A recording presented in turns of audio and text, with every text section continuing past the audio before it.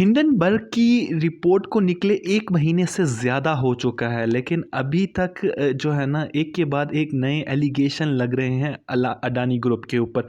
कुछ दिन पहले की बात है कि विकिपीडिया ने एक एलिगेशन लगाया अडानी ग्रुप के ऊपर कि अडानी ने अपने विकिपीडिया पेजेस को मैनिपुलेट किया हुआ है, फर्जी अकाउंट और अनडिक्लेयर्ड पेड एडिटर्स का इस्तेमाल करते हुए। इससे पहले रिसेंटली पार्लियामेंट में भी इसकी बात हुई कि जो राहुल गांधी की जो कांग्रेस लीडर हैं और महुआ मोइत्रा टीएमसी लीडर ने सवाल किए प्राइम मिनिस्टर मोदी से कि उनकी एलिज्ड अडानी के साथ रिलेशनशिप से। यहाँ पर एक तस्वीर दिखाई गई कि पार्लियामेंट के जो प्राइम मिनिस्टर हैं मोदी, जिसको लेकर मतलब यहाँ पे बहुत शोर मचा और बाद में राहुल गांधी के रिमार्क्स को पार्लियामेंट के रिकॉर्ड से हटा दिया गया। आखिर क्या है ये इल्ज़ामात और कितने सच हैं? तो आइए इस वीडियो में ये मतलब जानने की कोशिश करते हैं। ये पहली दफ़ा नहीं है कि किसी कॉरपोरेट ग्रुप के ख़िलाफ़ बड़े-बड़े इल्ज़ामात लगाए जा रहे हैं। यहाँ पर हर्षद मेहता का स्कैम आया, सत्यम स्कैम, सहारा स्कैम, विजय माल्या का स्कैम ऐसा लगा गया, ललित मोदी एक था उसके ऊपर, नीरव मोदी, मेहुल चोकसी और कॉरपोरेट ग्रुप्स और इंडिविजुअल्स को अगर एक साइड पे आप रखो तो गवर्नमेंट के ऊपर भी ऐसे बहुत सारे इल्ज़ामात लगे हैं। कांग्रेस की गवर्नमेंट को कहा गया कि वो फुल स्कैम, उसके अलावा 2G spectrum scam, Commonwealth scam. लेकिन इस दफ़ा जो हो रहा है वो मुल्क की हिस्ट्री में पहले कभी नहीं हुआ और ये पहली दफ़ा है कि किसी एलिज्ड स्कैम में किसी पब्लिक का पैसा डूबा हो और पब्लिक में से कुछ लोग खड़े होकर इन्वेस्टिगेशन की डिमांड करने की बजाय उस कंपनी को या गवर्नमेंट को डिफेंड करने के लिए खड़े हो गए हैं।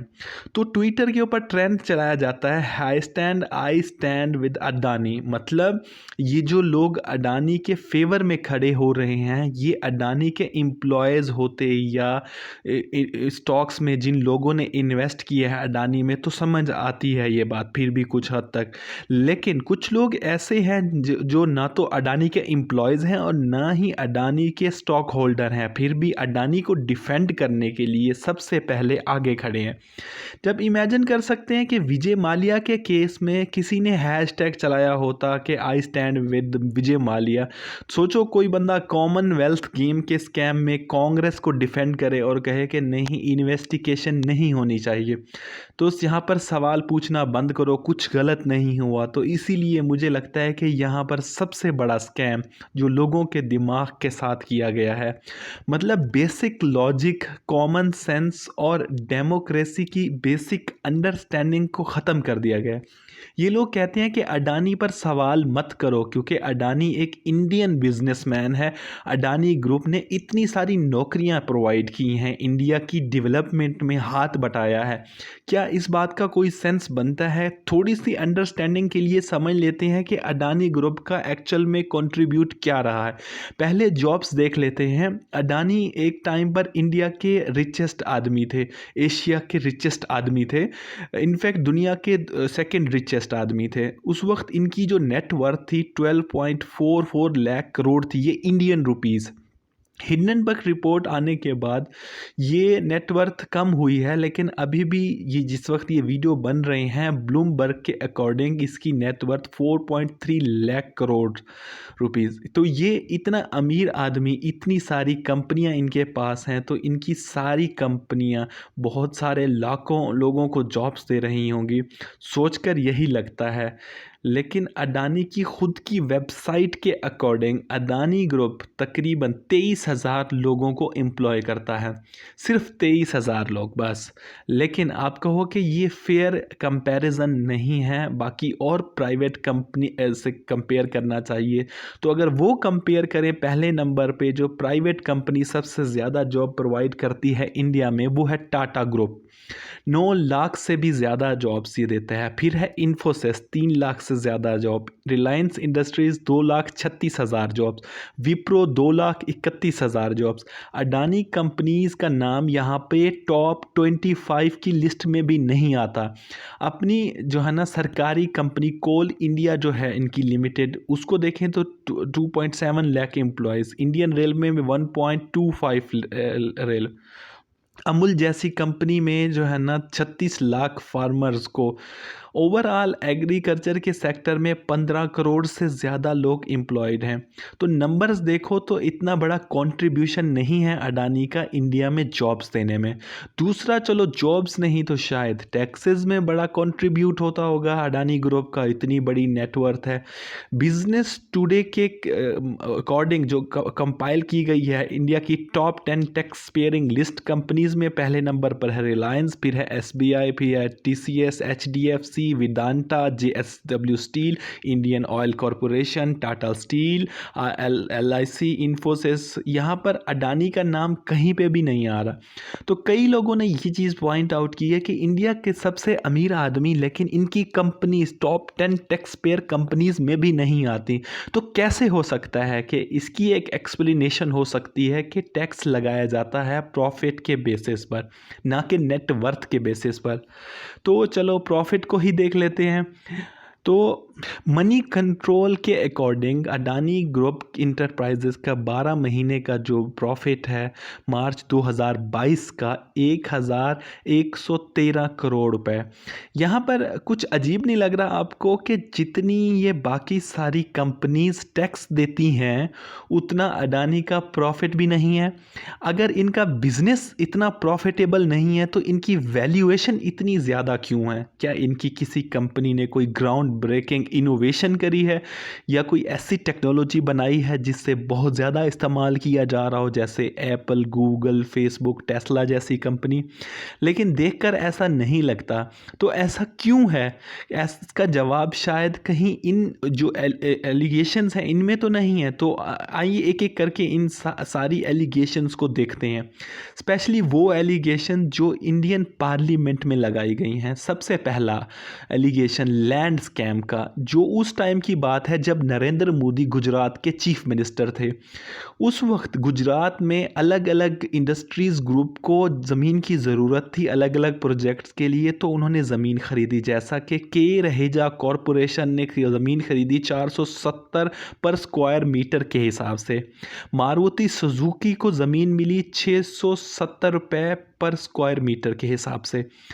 और फोर्ड इंडिया, टाटा मोटर्स और टीसीएस ने 1100 दिए पर स्क्वायर मीटर के, और टोरेंट पावर ने दिए 6000 पर स्क्वायर मीटर के। लेकिन जब अडानी ने ज़मीन परचेज़ की पोर्ट बनाने के लिए तो उन्हें ये ज़मीन मिली 32 पर स्क्वायर मीटर के हिसाब से, और ये मैक्सिमम था। कुछ जगहों पर इसका प्राइस 1 रुपये पर स्क्वायर मीटर भी था। ये मतलब हम खुद से नहीं बता रहे, ये 26 अप्रैल 2014 का बिजनेस स्टैंडर्ड का जो आर्टिकल है उसकी हेडलाइन आप पढ़ सकते हैं कि Adani group got land at cheapest rate in Modi's Gujarat. तो एलिगेशन यहाँ पर ये है कि लैंड स्कैम हुआ। इसके बाद अप्रैल 2015 में CAG गुजरात ने जो अपनी रिपोर्ट दिखाई गुजरात असम्बली में कि गुजरात गवर्नमेंट ने मतलब अपनी लैंड को सही तरीके से नहीं क्लासीफाई किया, जिसकी वजह से तकरीबन 58.64 करोड़ रुपीस का बेनिफिट पहुंचा है गौतम अडानी प्रमोटेड मंद्रा पोर्ट को। ये चीज़ हुई 2008-9 में। इसके बाद 2022 में पब्लिक अकाउंट्स कमेटी ने सेम चीज़ को दोबारा दोहराया। इन्होंने कहा कि क्लासिफिकेशन करी जा रही थी इको क्लास 2, लेकिन इसे क्लासिफाई किया गया इको क्लास 4 में, जिसकी वजह से गवर्नमेंट को 58.6 करोड़ रुपीस का नुकसान करना पड़ा। और गवर्नमेंट के पैसे का नुकसान मतलब आवाम के पैसे का नुकसान। दूसरा यहाँ पे जो इल्ज़ाम है कि फॉरेस्ट की ज़मीन का मिसयूज़ करना। नरेंद्र मोदी जब प्राइम मिनिस्टर था 2014 में बना, तो टाइम्स ऑफ इंडिया की ये रिपोर्ट जो 24 अक्टूबर 2014 की है, centre clears 370 acres forest land for Adani power projects in Maharashtra. ये हुआ महाराष्ट्र में। इसके बाद 2018 में और 142 एकड़ लैंड को जो है ना सैंक्शन किया गया। इस दफ़ा सेंटर गवर्नमेंट और स्टेट गवर्नमेंट की तरफ, दोनों की तरफ से बीजेपी दोनों हेड करता था, दी गई। फॉरेस्ट डिपार्टमेंट ने रिस्पॉन्स में कहा कि ये जो फॉरेस्ट ज़मीन डिमांड की जा रही है इनकी तरफ से, ये बेरेस्ट मिनिमम है और इस ज़मीन को दिए जाने से एम्प्लॉयमेंट बढ़ेगी। अब पूछो कि कितनी एम्प्लॉयमेंट, इन्होंने कहा कि 100 लोकल रेजिडेंट और 250 यानी इनडायरेक्टली रेजिडेंट, तो टोटल 350 जॉब्स। मार्च 2018 में ही अडानी ग्रुप को इन प्रिंसिपल अप्रूवल मिला कि 1500 हेक्टर्स फॉरेस्ट लैंड उसको अप्रूव किया गया मुंद्रा स्पेशल इकोनॉमिक जोन के लिए। अब फॉरेस्ट एडवाइजरी कमेटी इस चीज़ को लेके कहा कि फॉरेस्ट लैंड जो है ये नॉन फॉरेस्ट्री पर्पस के लिए इस्तेमाल किया जाएगा। तो तीसरा यहाँ पर इल्ज़ाम है कि एयरपोर्ट स्कैम का। नवंबर 2018 में कैबिनेट 6 एयरपोर्ट्स के प्राइवेटाइजेशन का मतलब अब अप्रूव करता है। अब यहाँ पे प्राइवेटेशन कराया जाना अपने आप में एक मतलब बहस थी। ये भी सवाल यहाँ पे उठता है कि जो एयरपोर्ट प्रॉफिट कमा रहा हो, बहुत अच्छा खासा प्रॉफिटेबल बिजनेस हो गवर्नमेंट का, तो उसे क्यों प्राइवेटाइज़ किया जाए। जब तक कोई ऑर्गेनाइजेशन सरकार के अंडर प्रॉफिट कमा रही हो और उसके कंट्रोल हो, तो उसका प्रॉफिट जाता है सरकार के पास, जिससे पब्लिक वेलफेयर के लिए यूज़ किया जाता है। लेकिन अगर उसे प्राइवेटाइज कर दिया जाए तो उसका प्रॉफिट सिर्फ एक कॉरपोरेट कंपनी के पास जाएगा। अब फ़ायदा भी उसी का होगा।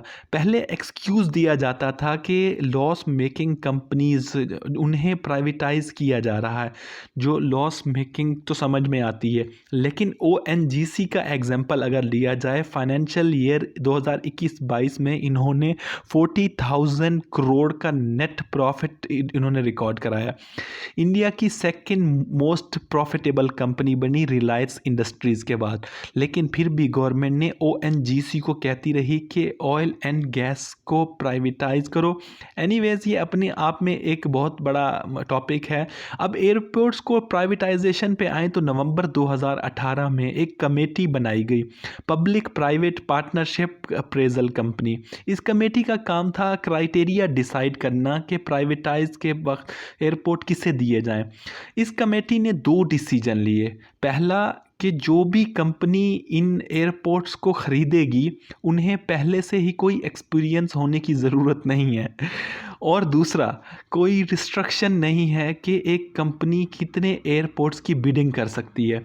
तो इसके बाद हुआ क्या कि सारे के सारे 6 एयरपोर्ट अडानी के पास चले गए, और अडानी कंपनी के पास कोई प्रीवियस एक्सपीरियंस नहीं था एयरपोर्ट को चलाने का। अब ये रिपोर्ट किया जाता है कि जब ये हुआ था, फाइनेंस मिनिस्टर और एंटी आयोग ने अपने कंसर्न जो है ना उठाए थे कि इन्होंने कहा था कि ये बड़ी फाइनेंशियल रिस्क हो सकती है एक ऐसे बिडर के हाथ में एयरपोर्ट को दे देना जिसके पास पहले का कोई एक्सपीरियंस नहीं है एयरपोर्ट हैंडल करने का। इससे परफॉर्मेंस इशू आ सकते हैं, सर्विस की क्वालिटी कंप्रोमाइज़ किया जा सकता है। लेकिन इन ऑब्जेक्शन को ओवर रूल करते हुए और अडानी को 6 के 6 एयरपोर्ट दे दिए गए। अब इसी एलिज्ड एयरपोर्ट स्कैम की कैटेगरी में एक और एलिज्ड स्कैम, मुंबई एयरपोर्ट का हाईजैक होना। वैसे ये सारे एलिगेशन हम अपनी तरफ से नहीं लगा ले, इन सब को एलिगेशन को लगाया गया अपोजिशन लीडर्स की तरफ से पार्लियामेंट में। बस बात यह है कि आपको अगर इन्होंने डिटेल में इसलिए नहीं जानते कि इसके ऊपर कोई बात नहीं हुई। तो बात कुछ ऐसी है कि मुंबई एयरपोर्ट को कंट्रोल था जीवीके ग्रुप के अंदर। 28 जुलाई 2020 इन्फोर्समेंट डायरेक्टर रेड करती है जीवी ग्रुप के मुंबई और हैदराबाद के ऑफिस पर, और साथ ही साथ मुंबई इंटरनेशनल एयरपोर्ट लिमिटेड के रेड की जाती है। और यहाँ पर एक जॉइंट वेंचर मतलब मैनेजिंग जो एयरपोर्ट को चला रही थी, इस रेड के करीब 1 महीने बाद 1 सितंबर 2020 को 1 सितंबर 2020 को अडानी ग्रुप 74% एक्वायर करता है इसका स्टेक मुंबई इंटरनेशनल एयरपोर्ट का। 74% स्टेक का मतलब 50.5 स्टेक जो है ये प्रीवियस जीवी ग्रुप का था, जो पूरा अडानी के हाथ में आ गया। अब सवाल यहाँ पे ये उठता है, क्या ये कोइंसिडेंस है या कोई मतलब मिली भगत। जीवी के ऊपर ये मतलब दिसंबर 2021 में minister of state of civil aviation V VK Singh ने राज्यसभा को बताया कि total 8 airports public private partnership के अंडर हैं। उनमें से 7 एयरपोर्ट अडानी एंटरप्राइजेस की तरफ से चलाए जा रहे हैं। मार्च 2022 में एसबीआई अडानी नवी मुंबई एयरपोर्ट को अंडर राइट कर देती है सारी डेप्थ को, और 12,770 करोड़ रुपए की डेप्थ को। अब यहाँ पे अब सवाल बनता है कि अंडर राइट का मतलब क्या है। तो आए डिक्शनरी की डेफिनेशन देखते हैं तो बैंक और other organisation underwrite any activities it's give its financial support and takes responsibility for paying any cost of its fails. यानी बैंक अपनी तरफ से फाइनेंशियल सपोर्ट प्रोवाइड कर रहा है और ख़ुद रिस्पॉन्सिबिलिटी उठा रहा है। अगर ये फेल हुआ तो बैंक की कॉस्ट बेयर करेगा। यहाँ पे बहुत ही गोल्डन ऑफर इसे कहा जाता है। चौथा इल्ज़ाम यहाँ पे लगाया जाता है कि alleged call scam. Opposition leader allege किया कि प्राइम मिनिस्टर मोदी जब फॉरेन कंट्रीज़ के दौरों पर जाते हैं तो इंडिया के बेनिफिट्स के लिए नहीं काम करते, वो अडानी के बेनिफिट के लिए काम करते हैं। ये रहा इस वीडियो का पार्ट 1 और बाकी वीडियो दूसरे पार्ट में।